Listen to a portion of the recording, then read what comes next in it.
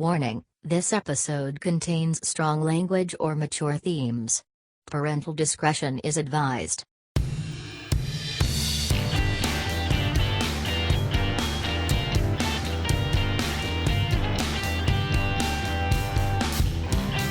Welcome to This Podcast is Uncalled For. On today's edition, thoughts on being multilingual. And now, your host for this podcast, Mike Chernevsky.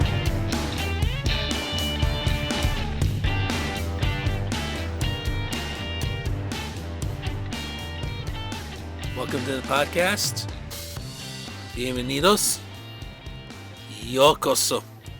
So as you probably guessed from my introduction, we're talking about being multilingual today. My native tongue, of course, is English, and I'm doing this entire podcast in English, but I also picked up a couple of languages over the years, two in particular, Spanish and Japanese. And I also created a conlang and have attempted to learn other languages. Because, let's be honest, learning languages is actually kind of fun.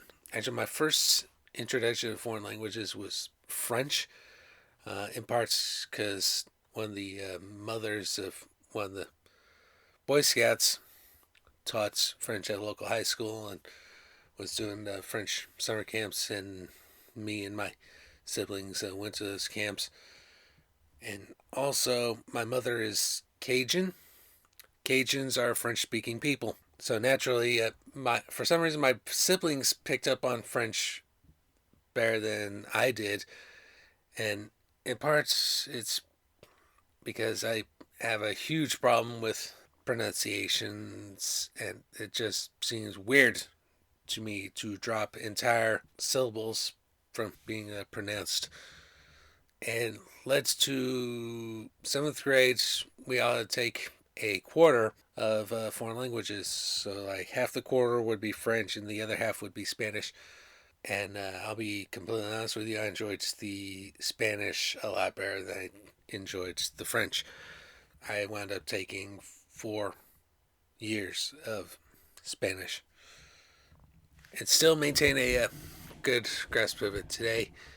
I think, especially if you're American, Spanish is a good language to learn, particularly with the growing Hispanic population that we have. And yes, I want to say that learning foreign language is a good thing because it changes the way you think. It changes your perspective about certain peoples. It broadens your horizons. And frankly, we Anglophones, we're just too fucking lazy. We've come to expect people to pick up our language when it hurts for us to learn theirs. And yes, the Spanish-speaking community, a lot of them do have a good grasp of English, at least the ones I know. But let's be honest, English is a difficult language to master. Spanish is fairly easy to learn. I wish I had recorded samples of Spanish being used in my work, but I don't. However, I adopted the I Want to Be NSC chant from what is now Minnesota United for use by Santa Fe Wanderers. There's an English verse and there's a Spanish verse. I am a Santa Fe fan. I am a Kansas City, and I know what I want, and I know how to get it. I want to drink beers and eat smoked ribs, 'cause I wanna be Santa Fe. The Spanish verse goes a little something like this. Soy fan de Santa Fe. Soy de Kansas City. Sé lo que quiero, cómo hacerlo. Beber cervezas y comer costillas porque quiero ser Santa Fe. So in college, I picked up Japanese, Nihongo, because I was a martial artist. I took 2 different styles of karate at that point and was planning on studying more, but those classes got canceled due to lack of interest, but I still decided to pick up the language anyway. A lot of people consider Japanese to be difficult for English speakers, and they would be correct. I recall that first year we had class every single day. And it's like on off learning certain words and then learning how to write. Because in Japanese we have different writing styles as well. We have Romaji, which we actually all know what Romaji is. It's basically the Latin alphabet that we use. Two forms of kana, hiragana, which is the more cursive and more widely used writing system. We have katakana, which they only use for foreign words pretty much, and kanji, Chinese characters. To be proficient in Japanese, you really only need to learn hiragana and katakana, but it is a good idea to learn some of the kanji, and they only use about 2,000 of them. It's because of learning Japanese that I developed a taste for Japanese cuisine, some types of sushi, teriyaki, tempura, and I do have a sample of Japanese being used in my works. This is from Tales from the Internet. It's episode Gamma. And by the way, all the Tales examples I'm going to share in this episode have been published, so definitely check those out if you get a chance. This is episode Gamma, Kata of the Dragonborn, and this is EJ Tangonen's character, Dr. Kobayashi, doing a bit of a screed in Japanese, and by the way, I coached him.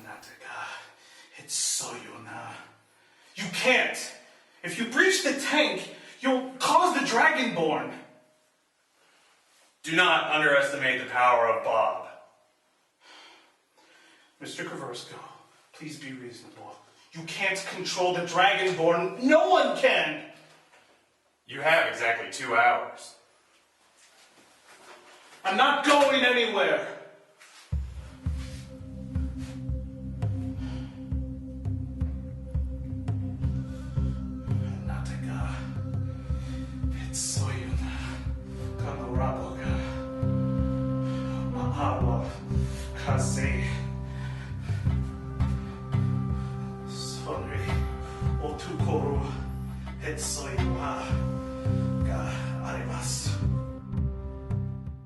Another way I've kept up with Japanese is, oddly enough, Japanese comedy. You've heard me talk about Batsu games, which we did on the Wingside Coaches podcast.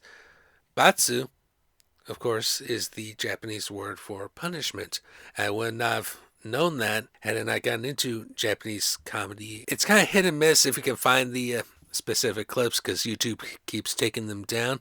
But definitely check out Gaki no Tsugai. I've attempted to learn other languages. French, you heard me talk about already. Another language I attempted to learn was Russian. Oh boy, is it difficult. Or so difficult that I have to use the Japanese word for difficult, which is muzukashi. Believe it or not, Cyrillic, that's the easy parts of learning Russian. The thing about Russian and really all Slavic languages is you have to get over noun conjugation. The noun changes form depending on how it's being used in the sentence, and that's what makes it so fucking difficult. And if you think I'm hating on Russian too much, my ancestral tongue is Polish. Polish is impossible, and that uses the Latin alphabet. I've also attempted to learn Vietnamese, and this goes back to my security days. We were told be on the lookout for these Vietnamese guys that were hanging around nightclubs and everything, possibly causing trouble. Vietnamese is also muzukashi. I don't have any examples of Vietnamese in any of my work, but I do have examples of Russian in my work. A very bad Russian, too, but it took, as you'll hear in this clip, the actress is a native Russian speaker and was able to correct my bad Russian. Still an idealist, fighting for the naturalizer scum. You haven't changed, Arena. So, what brings you to Los Angeles? Я здесь, чтобы убить тебя. So you have. But Bob has other plans for you. Я лучше умру, чем стану одной из вас. Мне жить не хочется киборгом. Now, the last thing we need to talk about today is conlangs, constructed languages. They appear a lot in fiction. The best real-world example of a conlang is Esperanto, which I guess the best way to describe it is it's a blend of Slavic, Germanic, and Romance all in one language. And there have been concerted efforts to make it more of an international language. I seem to recall seeing a scene from a movie that was shot entirely in Esperanto, and Bill Shatner's in it. Since I mentioned Mr. Shatner, the media franchise he's best associated with, Star Trek, has itself spawned a fully constructed alien language, Klingon Ho, which is a very rough tongue to get your mind right. It's very glottal and a lot of clearing of the throats and everything, but it is really awesome. And I think everyone who is a Trekkie understands Kapla, which means success. It's kind of used as a salutation. My favorites Klingons saying this actually came from Discovery, which makes heavy use of Klingon.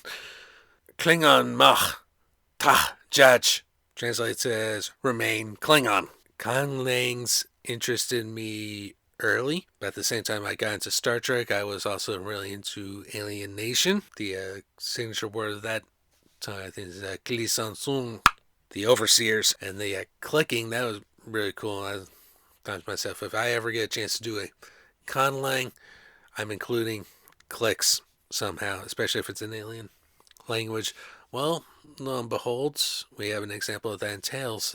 This is the scene I kind of made fun of Adam McKeith about getting his pronunciation wrong. The language is Ioran.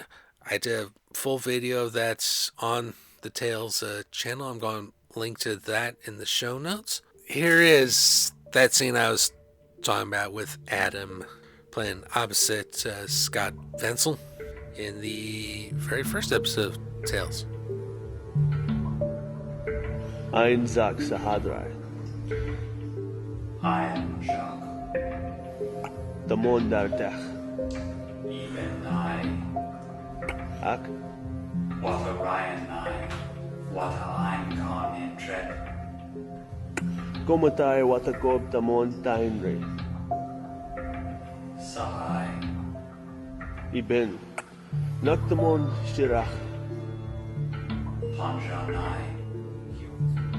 Kiore Mashendach. Zotamon.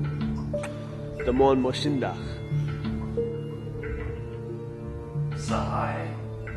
What a Ein Con in dread. Kowando what a Mashendach.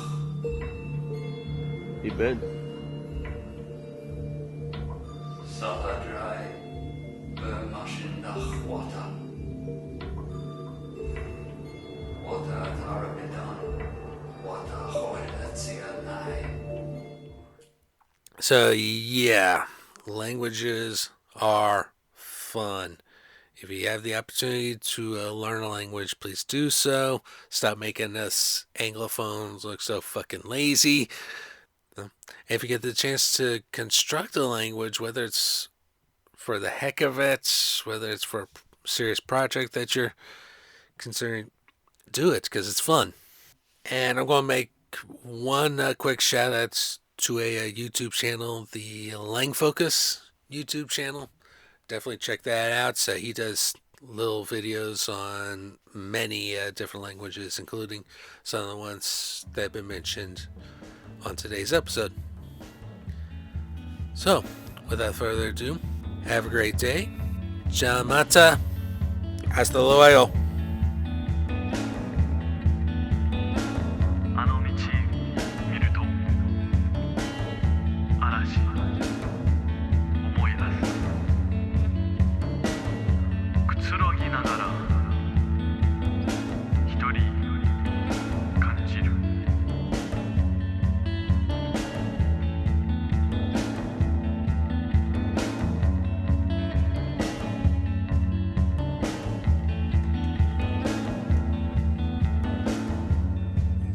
These are all the things I want. Soft Pacific echoes. I'll go searching in the evening for that calm, for that home. The Yamanote don't end.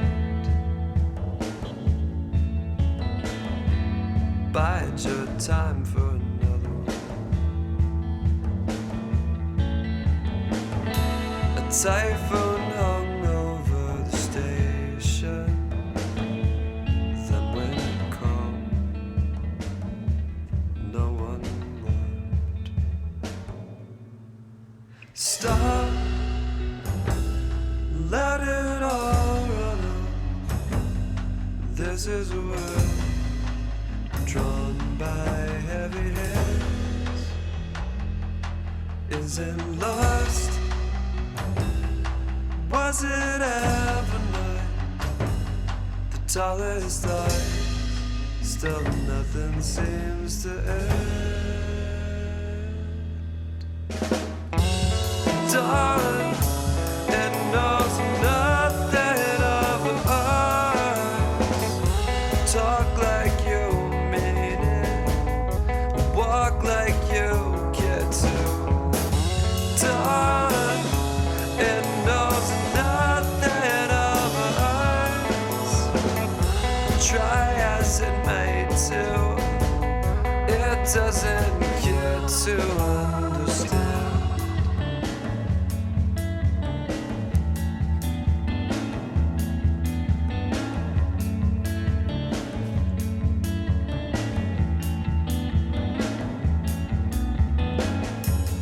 I gotta keep it steady.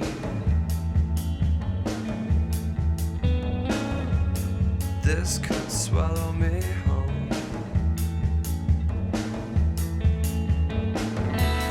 Dogenzaka is a cascade. I'm in awe. I'm alone. Sayonara, swing winds from the izakaya. I became myself in this place. Do you feel that cold? Do you feel it?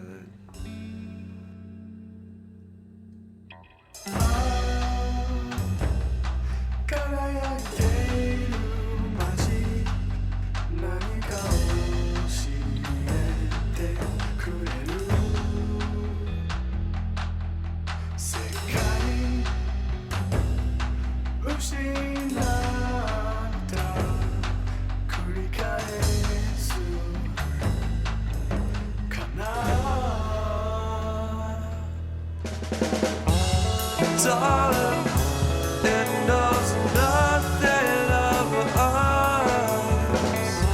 Talk like you mean it, walk like you get to. Darling, it knows nothing of us. Try as it may to, it doesn't get to understand. This podcast is Uncalled For is hosted, produced, and edited by Mike Chernevsky. Opening music is Iron Bacon by Kevin MacLeod at incompetech.com. Licensed under Creative Commons by Attribution 3.0 license. Outro music is Hibiki ga Kikoru Pacific Echoes by Pierce Murphy, licensed under a Creative Commons Attribution license. Additional music included Cambodian Odyssey by Kevin MacLeod at incompetech.com, licensed under Creative Commons by Attribution 4.0 license, and Light list on by Kevin MacLeod at incompetech.com. Licensed under Creative Commons by Attribution 4.0 license. If you would like to support this podcast or any of Mike's other creative endeavors, please consider making a donation at patreon.com/Mike Chernevsky. That's MikeCzerniewski. Donations over $5 will receive a special thanks on a future podcast. Thank you so much for listening. We will see you next time.